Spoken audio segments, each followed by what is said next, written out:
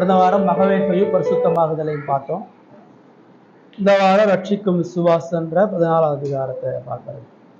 வாசி யாராவது? ரட்சிக்கும் விசுவாசம். தெரிந்து கொள்ளப்பட்டவர்களின் ஆத்துமாக்களின் ரட்சிப்பிற்காக விசுவாசத்தின் கிருபையினால் அவர்களை விசுவாசிக்க செய்வது ஆவியானவர் அவர்களுடைய இருதயத்தில் செய்யும் கிரியையே. பொதுவாக இது கடவுளின் வசனத்தை பிரசங்கிப்பதின் மூலம் நிகழ்கின்றது. ரட்சிக்கும் விசுவாசம் என்பது அது மனிதர்களால் உண்டானதல்ல, அது தேவன் பரிசுத்த ஆவியானவர் ஒரு மனுஷனுடைய இதயத்தில் செயல்படுகிறது. அது மட்டும் இல்லாம இந்த விசுவாசங்கிறது எப்படி, இந்த ரட்சிக்கும் விசுவாசம் எது எப்படி வரும்னா, அதாவது வேணும் அவருடைய வசனத்தை பிரசங்கிப்பதன் மூலமா, அதை கேட்பதன் மூலமா, கேள்விக்கு அது மூலியமா கேட்பதன் மூலமா அந்த விசுவாசம். தெரிந்து கொள்ளப்பட்டவருடைய ஆத்துமாக்கள்ல கடவுள் பேசுறார், ஆவியானவர் பேசுறார். அந்த வார்த்தை பேசும்போது, கேட்கும்போது, படிக்கும்போது நம்மளோட இருக்கிறார், இருந்து நமக்கு பதில் அளிக்கிறார். அந்த பதிலளிப்பதன் மூலம் நம்மளுடைய நடத்தை, நம்மளுடைய செயல் எல்லாமே தெரியும். அதுக்கப்புறம் தான் திருமுழுக்கு, திருவிருந்து அதெல்லாமே கொடுக்குறாங்க. அது கடவுள் நமக்குள்ள செயல்படுறது. ஜெபம் எல்லாமே நமக்குள்ள அது வளருது. அவர் நம்மளை தெரிஞ்சு கொண்டாருன்னா நமக்குள்ள இது எல்லாமே இருக்கும். திருமுழுக்கு, திருவிருந்து, ஜெபம் இதெல்லாம் வந்து அவர்களுடைய அந்த ரட்சிக்கும் விசுவாசத்தை வளரும் படிக்கலாம் இருக்கு. புத்தகம் கேட்கறதுனாலையும் சுவிசேஷம் கேட்கறதுனாலையும் விசுவாசம், அது கேட்க கேட்க விசுவாசம் அந்த பசங்க வருவாங்க. உங்களுடைய விசுவாசத்தை வர்த்திக்க பண்ணுங்க அப்படின்னு சொல்றாரு. அந்த பசங்க கேட்க கேட்க விசுவாசம் கொடுத்தாங்க. கேட்கிற எல்லாருக்குமே வராது இல்ல, அது தெரிந்து கொள்ளப்பட்டவர்களுக்கு தான் அந்த இருதயம் பேசப்பட்ட. அப்படிதான் இல்ல, எல்லாருமே வராங்கல்ல, உட்காந்து கேக்குறாங்க. வந்து சர்ச்சுக்கு வரணும், வந்து அதை கேட்கணும், கேட்கறதுனால அந்த விசுவாசம் வலுவடையுது அப்படின்னு சொல்றாங்க.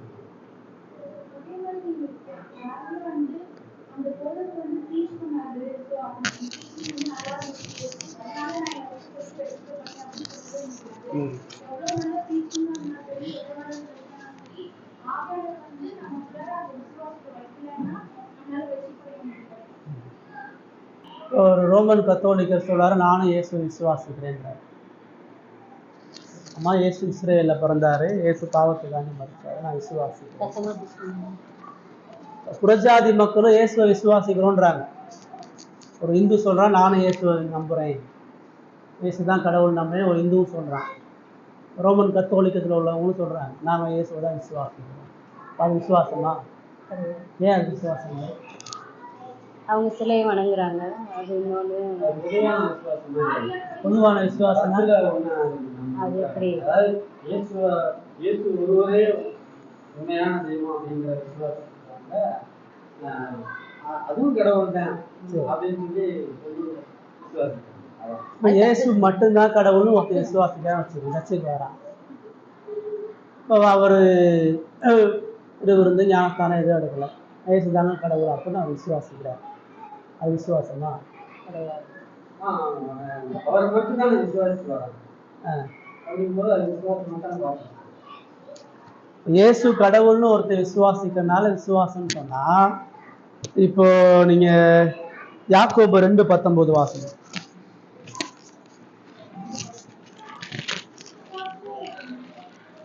யாக்கோபு 2:19 வாசிங்க.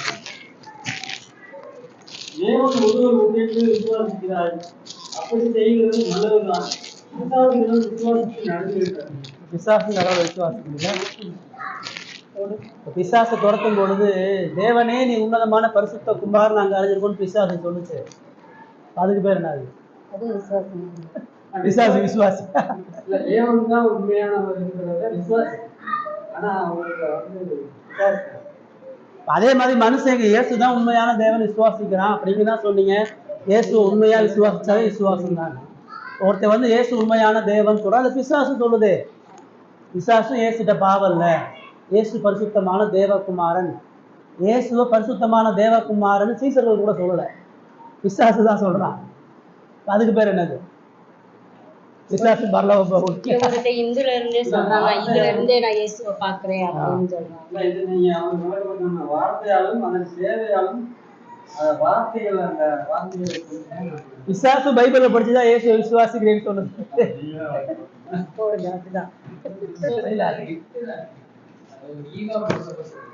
அந்த ஈவு கொடுக்கப்பட்டதுக்கு நம்ம எப்படி சொல்றோம்?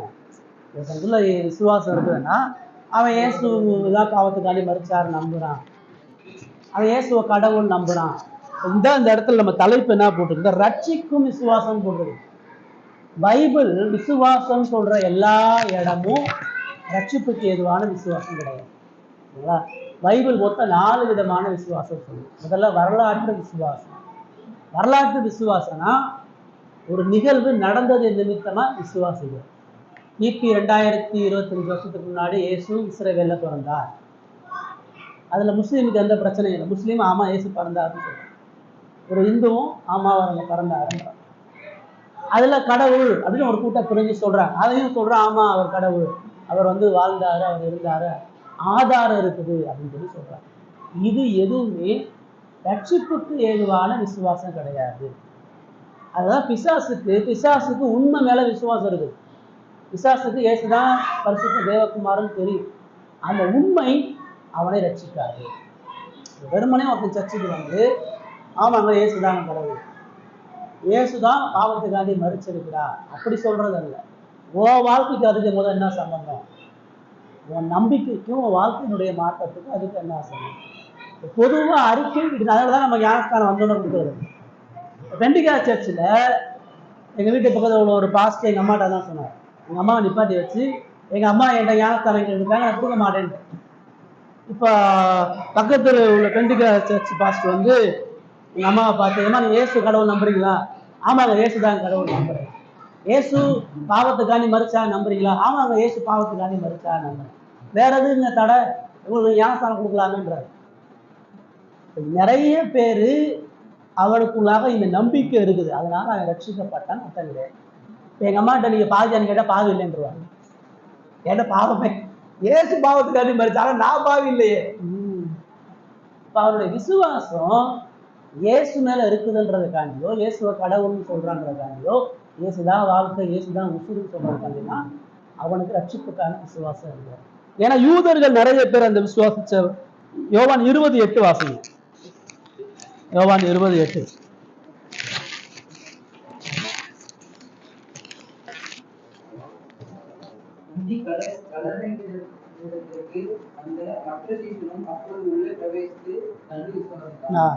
இயேசுடைய உயிர்த்தெழுதல் எப்படி விசுவாசாங்க? அல்றையில இல்ல ஆமா அப்ப உயிர்த்தெழுந்துட்டான்னு விசுவாசம். அது விசுவாசம் கிடையாது. அதனாலதான் அவர் உயிர்த்தெழுதலை எப்படி விசுவாசிக்க சொன்னாருன்னா, நான் உயிரோட வந்துட்டேன் என்னை பார்த்து விசுவாசின்னு சொல்லல. உயிர்த்தெழுதலை விசுவாசிப்பதற்கு அவர் மோசையுடைய நியாய பிரமாணத்தையும் தீர்க்க தரிசனத்தையும் சங்கீதங்களையும் எழுதியிருக்கிறத விளக்கப்படுத்தினார். பாரு, பழைய ஏற்பாட்டுல மேசியா உயிர்த்தெழுவார் இதெல்லாம் சொல்லுது, இதை நீ விசுவாசினார்.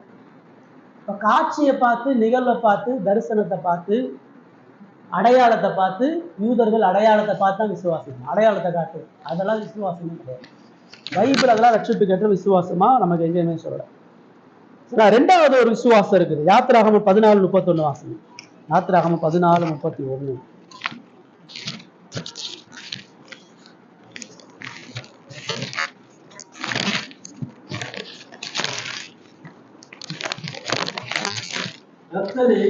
எகிப்தியரில் செய்த மகத்தான கிரியை இஸ்ரவேலர் கண்டார்கள்.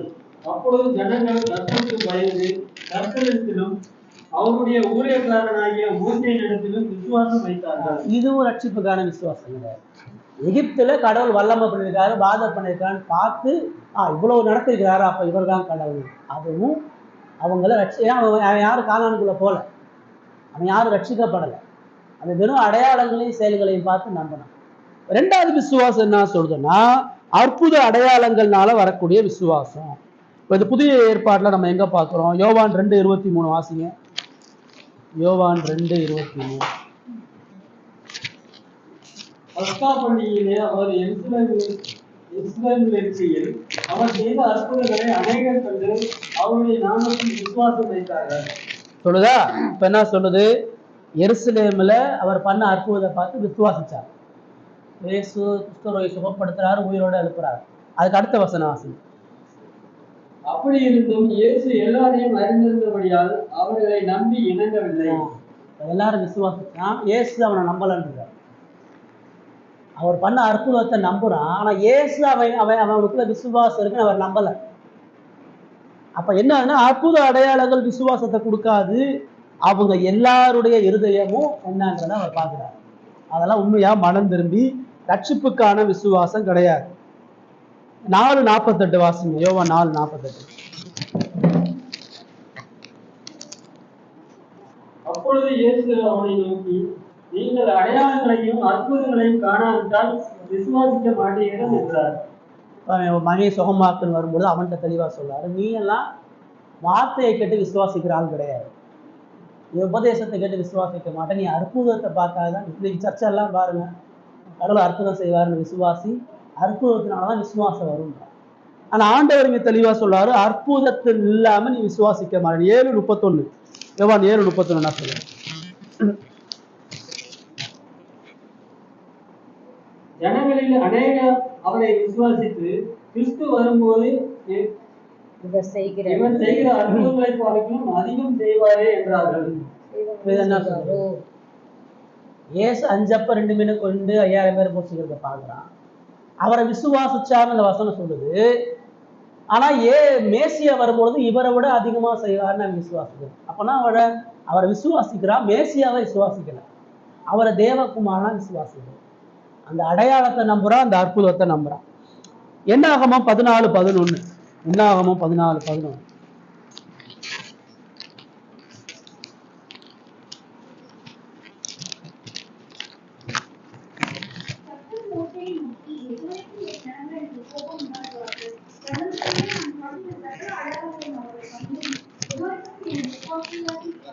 அப்ப இங்க அவர் தெளிவா சொல்றாரு, எவ்வளவு அற்புதம் பண்ணாலும் இந்த ஜனங்கள் என்ன விசுவாசிக்க மாட்டாங்க. புதிய ஏற்பாடுல ஒரு கூட்டம் அற்புதத்தை விசுவாசிக்கல, பழைய ஏற்பாடுல அவ்வளவு அற்புதம் பண்ணாலும் விசுவாசிக்கல. இப்ப தெளிவா ஆண்டவர் என்ன சொல்றாரு, அற்புத அடையாள விசுவாசம் ரட்சிப்புக்கான விசுவாசம் கிடையாது. சரிங்களா? மூணாவது ஒரு விசுவாசம் இருக்கு. லூக்கா 8:13 வாசிங்க. லூக்கா 8:13.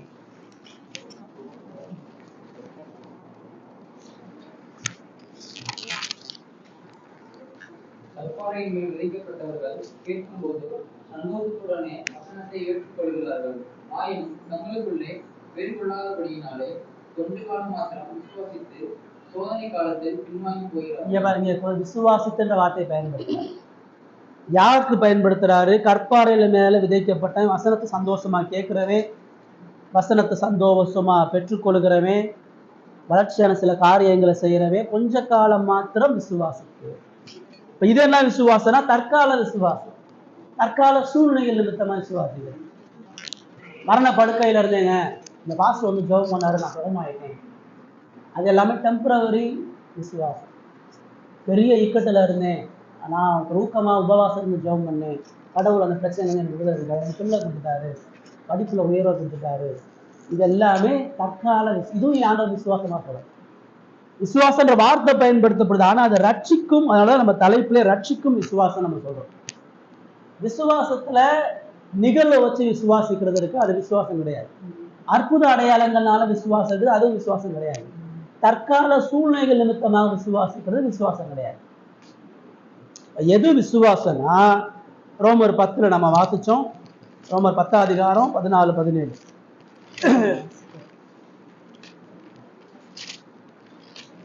அவரை விசுவாசியாதவர்கள் எப்படி அவரை தெரிந்து கொள்வார்கள்? அவரை குறித்து கேள்விப்படாதவர்கள் எப்படி விசுவாசிப்பார்கள்? பிரசங்கிக்கிறவன் இல்லாவிட்டால் எப்படி கேள்விப்படுவார்கள்? அனுபவப்படாவிட்டால் எப்படி பிரசங்கிப்பார்கள்? சமாதானத்தை கூறி நற்காரியங்களை சுவிசேஷமாய் அறிவிக்கிறவர்களுடைய வாதங்கள் எவ்வளவு அழகானவைகள் என்று எழுதியிருக்கிறார்.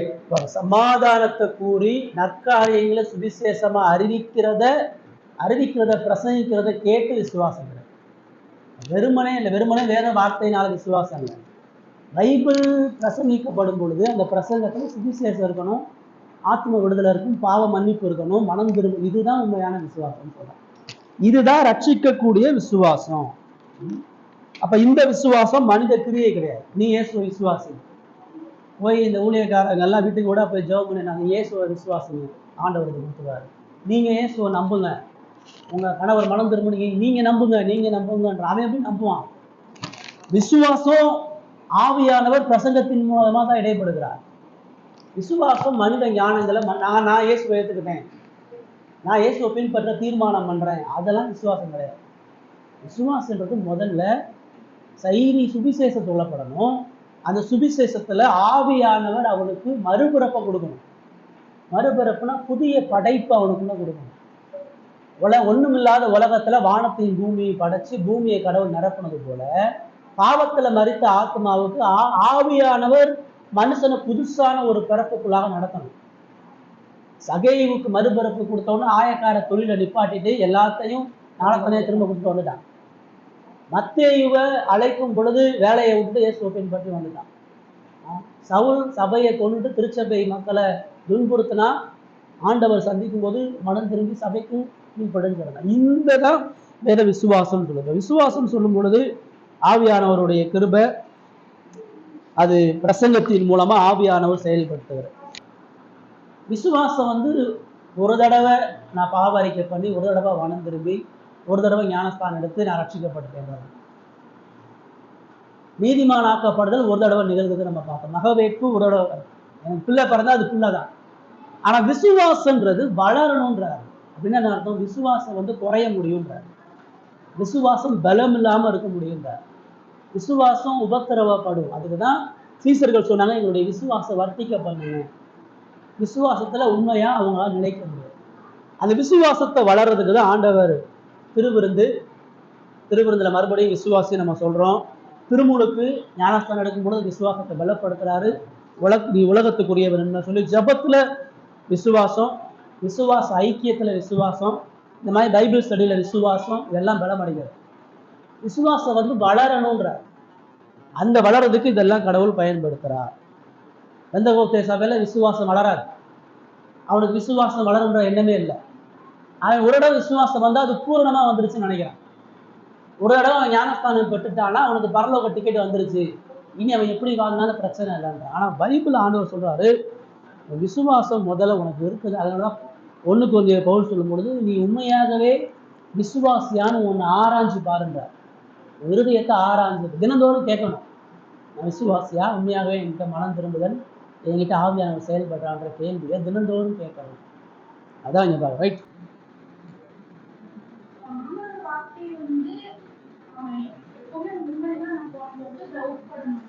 ஆமா, அது விசுவாசி தான் நம்புவான். விசுவாசியால மட்டும்தான் வேதத்தை நம்ப முடியும். விசுவாசம் இல்லாம ஒரு பொழுதும் வேதத்துள்ள சத்தியங்களை ஏற்றுக்கொள்ள முடியாது அப்படின்னு சொல்லப்படுவார். உலகத்துல என்னத்தை அனுபவிச்சாலும், என்னத்தை பார்த்தாலும், என்ன செஞ்சாலும் கடைசியில் அவன் நிற்பான். கடவுளுடைய வார்த்தை மட்டும்தான் உண்மை, எனக்கு அவர் இருந்தா போதும், உலகத்துல எல்லாமே பெருமைன்னு அந்த மாதிரி அவன் எண்ணம் அவனுக்கு வரும். அது விசுவாசிக்கு வரும்.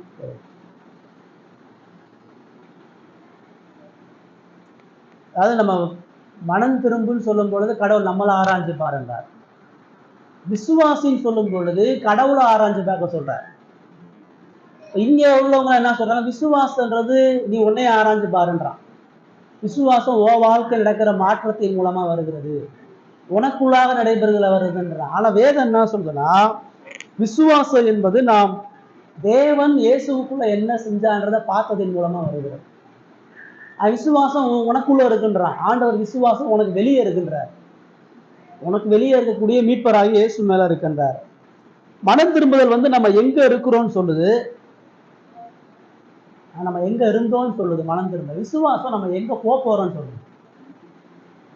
மனம் திரும்புதல் கடந்த வாழ்க்கை சொல்லுது, விசுவாசம் எதிர்காலத்தை நோக்கி போகிறதுக்காக சொல்லுது. இதுல ஒரு முக்கியமா என்ன சொல்றாரு, 4 விஷயத்தை சொல்றாரு. ஒண்ணு, விசுவாசி மட்டும்தான் வேதத்துக்கு கீழ்ப்படிவான் அப்படின்னு சொல்றாரு. இன்னொன்னு, விசுவாசி மட்டும்தான் வேதத்திலிருந்து கடவுளையும் கிறிஸ்துவையும் அவரது மகிமையையும் உணர்ந்து கொள்ளுவான்னு சொல்லப்படுது. அதான் நிறைய பேருக்கு பைபிள் வாசிக்க பிடிக்காது. பைபிள் வாசிக்கிறதுல நிறைய பேர் கிறிஸ்தவன் சொல்லுவான், பைபிளே வாசிக்க மாட்டான். அனுபவபூர்வமா இயேசுவை பெற்றுக்கொள்ள நினைக்கிறாங்க. இன்னைக்கு இந்த ஆவியின் அபிஷேகம், ஆவியானவர் மூலமா ஆண்டவர் அறிகிறதுலாம் என்ன சொல்றாங்க, பைபிள் வேணான்றான். பைபிளை மூடி வச்சுட்டு இயேசுவை சொல்ல முன்வெடுக்கிறார். ஆனா வேதம் சொல்லுது ஒரு விசுவாசி அவன் எல்லாவற்றையும் கடவுளையும் இயேசுவையும் வேதத்துல தான் கற்றுக்கொள்றான். மூணாவது அவன் கீழ்ப்படுகிறான். விசுவாசின்னு சொல்றவன் கடவுளுடைய எச்சரிக்கை, கடவுளுடைய கோரிக்கை இது எல்லாத்துக்கும் கேட்டு பயந்து நடுங்கிறவனா இருக்கிறான். இன்னைக்கு சபையில மக்களுக்கு அதை சொல்றது இல்லை, மக்கள்கிட்ட கீழ்ப்படுதல் எதிர்பார்க்கறது. அவனை பொறுத்தளவு ஞாயிற்றுக்கிழமை ஆராதனைக்கு வந்து காணிக்கை போட்டு போனான், அதுதான். மக்களுக்கு எந்த பொறுப்பையும் எனக்கு கொடுக்கறது இல்லை. பொறுப்பை கொடுத்தா அவங்க கேள்வி கேட்டுருவாங்க. அதனால நீ வா வந்து காசை போட்டு போ. பீப்புளுக்கு அவன் நம்மளுக்கு இதமா பேசணும், நமக்கு ஆறுதலா பேசணும், நம்முடைய மனசை குளிர் வைக்கணும். அதுக்கு 4 பாட்டை போட்டு 2 டான்ஸ் ஆடி 10 அலேலியா சொல்லி நான் ஆராய்ச்சி வந்துட்டேன்னு போறான். இவனும் அவனுடைய தேவைக்காண்டி போறான், அவனும் அவனை தேவைக்காண்டி யூஸ் பண்றான். ஆனால் வேதம் பொறுப்பையும் கீழ்ப்படிதலையும் நித்தியத்தை பற்றி கொள்ளக்கூடிய வாழ்க்கையும் கிருபையின் உடன்படிக்கையும் சேர்த்து தான் விசுவாசம்னு சொல்லுது. ரைட், 3வது பாராகிராஃப் அலிமா சொல்லு. நான் முதல் போன சர்ச்சு இந்த மாதிரி நான் சீர்திருத்த சேவையில இருக்கேன். அங்க நல்லா உண்மையை சட்டி சொல்றாங்க. அதனால கண்டிச்சு உணர்த்தக்கூடிய ஒரு போதனை இருக்கு அப்படின்னு சொன்னதுக்கு அவங்க சொன்னாரு, இங்கேதான் ஆவியானவருடைய அபிஷேகம் இருக்காரு, ஆவியானவர் கூட அவங்க பிரசங்கிக்க மாட்டாங்க அப்படின்னு சொன்னாரு. சரி, ஆவியானவருக்கு கொண்டு செய்யணும்னா ஏன் சொல்றீங்க அப்படின்னு கேட்டதுக்கு அவர் சொன்னாரு, நிறைய படிப்பாங்க, படிச்சதுல இருக்கிறத சொல்லுவாங்க அப்படின்னு சொன்னாரு. நம்மளும் வேதமும் போட்டிருக்கு ஆவியானவருடைய குணம் வேணும், மாம்ச பலம் வேஸ்ட். நம்ம மாம்சத்தை கொண்டு நம்ம சரீரத்தை கொண்டு அதை பருத்தி தான் நம்மளும் படிக்கணும். படிச்சு அதை மெடிடேஷன் பண்ணி ஆவியானவருடைய துணை இதுல கல்வி என்ன. அவர் கேட்டார்ல, அவங்க வந்து ஆவியானுடைய துணையினால பிரசங்கம் பண்றது இல்லை. இப்போ நீங்க எப்பயுமே வந்து கேட்டுட்டு உங்களை சொல்லக்கூடாது, கேட்கறதுல கேள்வி கேட்கணும். சரி ஐயா நீங்க சொல்லுங்க, ஆவியினால பிரசங்கம் பண்றது என்னன்னு சொல்லுங்க. இதை கேட்டீங்களா? அது கேட்டதுக்கு நான் வந்து அவ்வளவுதான் படிக்க மாட்டேன். ஆவியானவர் உணர்த்துவாரு, அது ஆவியானவர் சொல்றதை விட்டு அங்க பேசுவோம். ஆவியானவர் எங்க இருந்து பேசுவாருன்னு பைபிள்ல இருந்து சொல்லுங்க. பைபிள்ல ஒருத்தன் ஆவியினால பிரசங்கம் பண்றான்னு பைபிள் எங்க சொல்லுங்க? அவர் சொல்றாரு நாங்க ஆவியில நிறைஞ்சுதான் பேசுவோம்னு சொல்றாரு. அது பைபிள் சொல்லுதா? போத எப்பயுமே நீங்க வசனத்தை ஆதாரமா கேட்கணும். நாங்க வந்து ஆவியில ஆராதிக்கிறோம், ப்ரூஃப் பண்ணுங்க. ஆவியில ஆராதிக்கிறதுன்றத பைபிள் எங்கெங்க சொல்லுதுன்னு சொல்லுங்க. அதனாலதான் நம்ம மூதாதையர்கள் என்ன பண்ணா, இந்த ஸ்டேட்மெண்ட்டை சொல்லிட்டு ஆதாரத்தை நிரூபிச்சான். இப்போ இதை நீங்க கேள்வி கேட்பீங்களா? விசுவாசம் கேள்வினால வருன்றதுக்கு வசனம் இருக்கு, அதனாலதான் நம்ம சொல்றோம். அற்புதத்தினால விசுவாசம் இல்லைன்னு வசனத்தை நம்ம சொல்றோம். இப்போ இதுக்கு நீங்க எது முரண்பட்டு ஏதாச்சும் சொல்லுங்க, முடியாது. அப்ப நான் ஆவியில ஆராதிக்கிறேன், நான் இப்ப சொல்றேன், நானே சொல்றேன்னு வச்சுக்கோங்க, நான் வந்து ஆவியில ஆராதிக்கிறேன், நீங்க போற சபை ஆவியில ஆராதிக்கல. இப்போ நீங்க இதை அப்படியே கேட்பீங்களா? ஆவியில ஆராதிக்கிறதுனா எனக்கு பைபிள் இருந்து நிரூபிங்கன்னு சொல்லுவீங்களா? அதையே அவர்கிட்ட கேட்கல. அப்ப சொல்லுவாங்கல்ல, வந்து ஆவியில நிறைஞ்சு பேதுருலாம் வந்து பிரசங்கம் பண்ணாரு, அதே மாதிரி நாங்க பண்றோம்னு கூட சொல்லலாம். ஆவியில நிறைஞ்சு என்ன பிரசங்கம் பண்ணார்? அடுத்த கேள்வி, ஆவியில நிறைஞ்சு என்ன பிரசங்கம் பண்ணார்? ஆவியில நிறைஞ்சு எங்க பிரசங்கம் போது எங்க பிரசங்கம் பண்ணார்? நீங்க அப்போஸ்தலர் 2ஆம் அதிகாரத்துல பேதுரு பிரசங்கம் பண்றார். அந்த பிரசங்கத்துல என்ன இருக்குதுன்னு கேள்வி. பேதுரு என்ன சொன்னாரு? நான் மீன் பிடிச்சிட்டு இருந்தேன், ஆண்டவர் என்னை சந்திச்சாரு, என் படகு நிறைய மீன் வந்துச்சு, நீயும் இப்படி விசுவாசம் சொன்னாரா? நான் கனவுல தூங்கிட்டு இருந்தேன், ஆண்டவர் என்னோட பேசினாரு. அப்ப இவன் ஆவியில பிரசங்கம் பண்ண என்ன சொல்றான்? ஏன்ட்ட இயேசு பேசினாருன்றான்.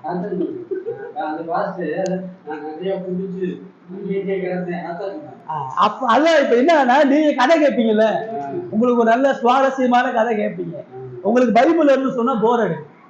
நீங்க என்ன செய்யணும்னா, என்ன பேசினாலும் நிரூபி, எந்த வசனம் இருக்குது, எந்த ஆதாரம் இருக்குதுன்னு சொல்லு.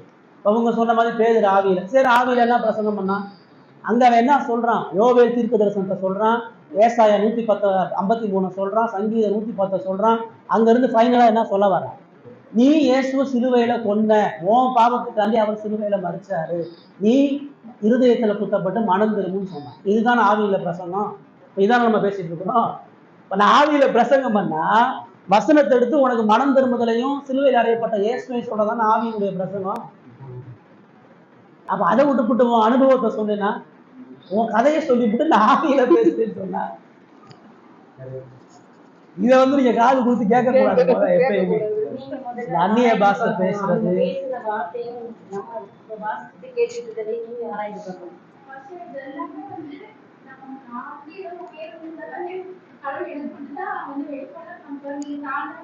அது என்ன காரணம்னா உங்களை பைபிள் வாசிக்க விடாம பண்றது. நீங்க இதை வாசிங்கன்னா கேள்வி கேட்பீங்க. இப்ப இவரே இதை வாசிச்சிருந்தாருன்னா எனக்கு நிரூபிங்க, பைபிள்ல இருந்து சொல்லுங்கன்னு கேட்பாரு. இவர் போய் கதையை கேட்டு வந்திருக்கிறாரு. ஆமா ஆமா, ஆதியில இருந்து பிரசங்கம் ஒண்ணு இருக்குதோ, அப்ப எங்க பாஸ்ட் சும்மா புக்க பாஸ்ட் பேசுறாரு, இவர் தான் ஆவியில பிரசங்கம் பண்ணா நீங்க மனசுல வச்சுட்டீங்க.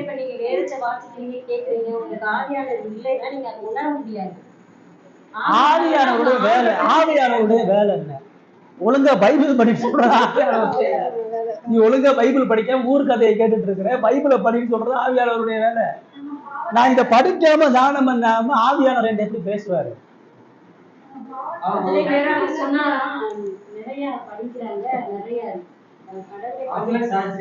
படிக்கலைன்னா நமக்கு எதுவுமே தெரியாது. வேதத்தை படிச்சாதானே நமக்கு ஆண்டவர் நம்ம கூட பேசுவாரு. அவங்க வெளியில இருந்து தானே பேசுறாங்க. 2 தீமோத்தேயுல பவுல் நிறைய ஊழியம் பண்ணி சபையெல்லாம் கட்டிட்டு சாக போறான். ரோம சிறைச்சாலையில இருக்கிறான். ரோம சிறைச்சாலையில இருந்து தீமோத்தேயுக்கு அங்க எழுதி அனுப்புறான், நான் துரோவா பட்டணத்துல என் பைபிளையும் புக்கையும் விட்டுட்டு வந்துட்டேன், வரும்போது எடுத்துட்டு வாங்குறான். சாக போற ஊழியக்காரன் இயேசுவை நேரடியா பார்த்தவன், ஆவியின் வல்லமையால பிரசங்கம் பண்ணவன், கடைசி வரைக்கும் பைபிள் வேணுன்றான். ஆனா இவனுங்க என்ன சொல்றாங்க, பைபிள் படிக்காதுன்றாங்க. பைபிளை பிரச்சனை என்னன்னா, எங்கெங்கெல்லாம் ஆவியானவரை பேசுறானோ பைபிளை மூடி வச்சுட்டு பேச பார்க்கறோம். ஆனா அடிப்படை நோக்கமே ஆவியானவர் பைபிளை தவிர வேற எந்த வழியிலும் பேச போறது இல்லை. ஆவியானவர் பேசினாவே, ஏன்னா இது ஆவியில் எழுதப்பட்ட புத்தகம். இந்த புத்தகத்தை படிக்கிறதுக்கு ஆவியானவர் தேவை. ஆவியானவர் இதுக்குள்ள மட்டும்தான், இதுக்கு வெளியே ஆவியானவர் இல்லை. சொல்லுங்க. ரட்சிக்கும்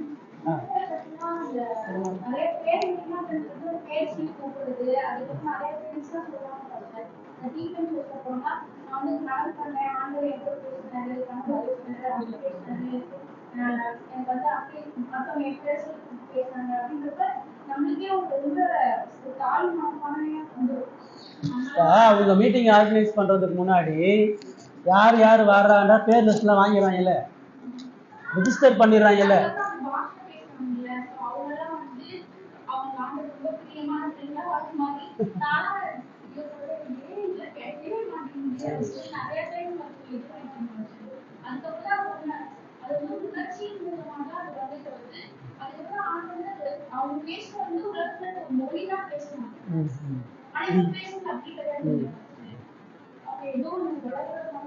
அதை என்ன சொல்லுவா, நான் ரகசியமா பேசுறேன். அந்நிய பாஷை இல்ல, நீ ரகசியமா பேசுங்க. பப்ளிக்ல எதுக்கு ரகசியமா பேசுறீங்க? ரூமுக்குள்ள கூட்டிக்கிட்டு ரகசியமா பேசுங்க. நீங்க கடவுள்கிட்ட தானே பேசுங்க, என்கிட்ட பேசுறேங்க.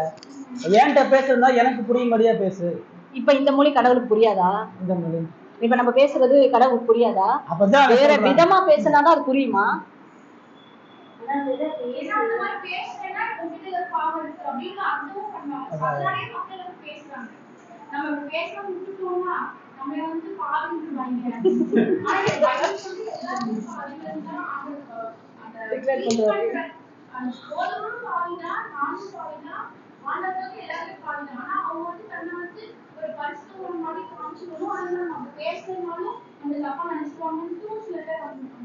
ரொம்ப சிம்பிள்.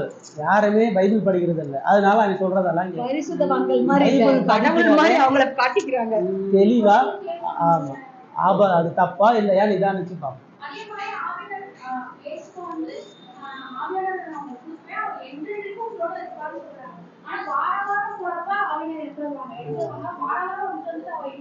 இல்ல இல்லன்னு சொல்றான். அப்ப நான் வெளியே இருந்து கூப்பிடுறனால எனக்குள்ள ஆவியானவர் இல்லைன்னு சொல்லி சொல்றேன்.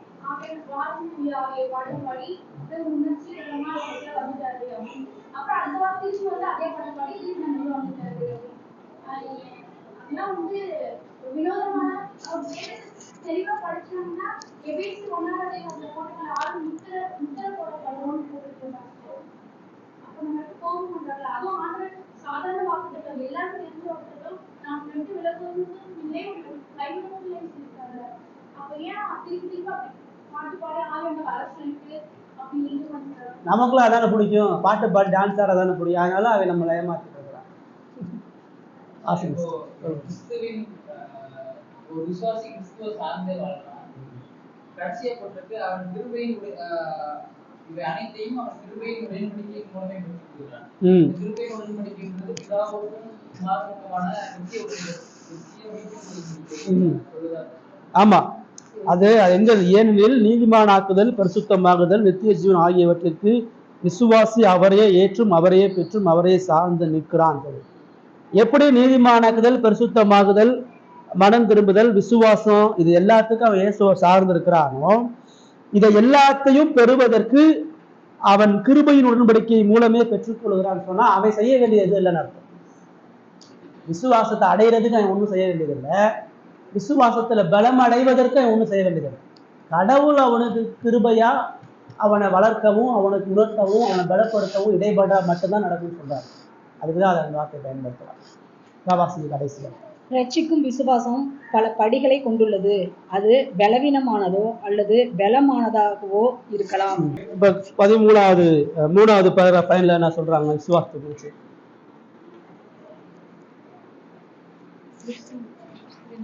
விசுவாசம் பல படிகளை அப்படின்னா ஒவ்வொரு ஸ்டெப்பா உடனே வந்துடாது.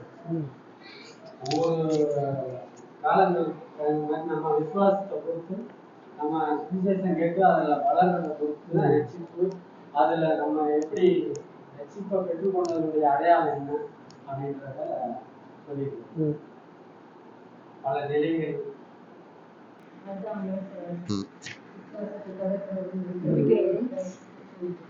நம்மளால எந்ததையும் பண்ண முடியாது, விலகின அடைய முடியாது. விலகின அடைஞ்சாலும் கடவுள் நம்மளை வழி நடத்துறாரு. நம்மளால எதுவுமே செய்ய முடியாது, நம்ம விலகின மட்டும்தான் நம்மகிட்ட இருக்கு. எல்லா விலகையும் கொடுக்குறது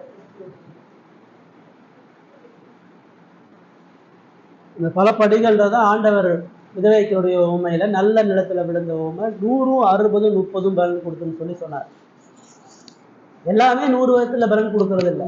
ரட்சிக்கப்பட்ட விசுவாசி எல்லாரும் ஒரே மாதிரி வளர்றதில்லை, எல்லாரும் ஈஸியா எல்லா பாவத்தையும் ஜெயிக்கிறது இல்லை.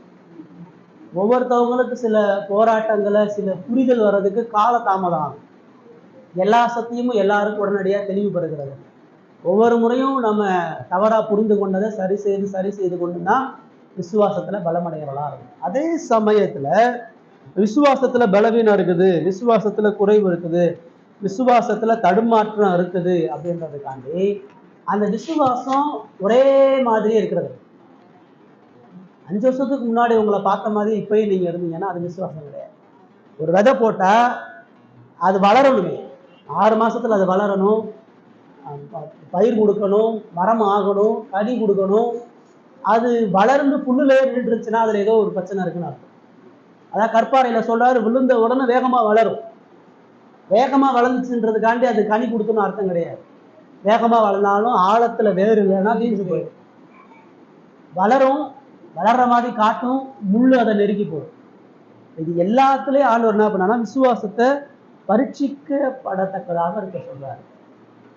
ஒரு புறம் வேகமா வளராது, அதே சமயத்துல வளராமலும் போகாது. ரெண்டையுமே நம்ம புரிஞ்சுக்கணும். வளர வளர பாவத்தை ஜெயிக்கணும், பரிசுத்தம் அடையணும், கீழ்ப்படிதல் வரணும், கிறிஸ்துவனுடைய சாயலுக்கு ஒப்பான எல்லாவற்றையும் நம்ம கொண்டு போகணும். அதான் எபிரேயர்ல அவர் தெளிவா சொல்றாரு.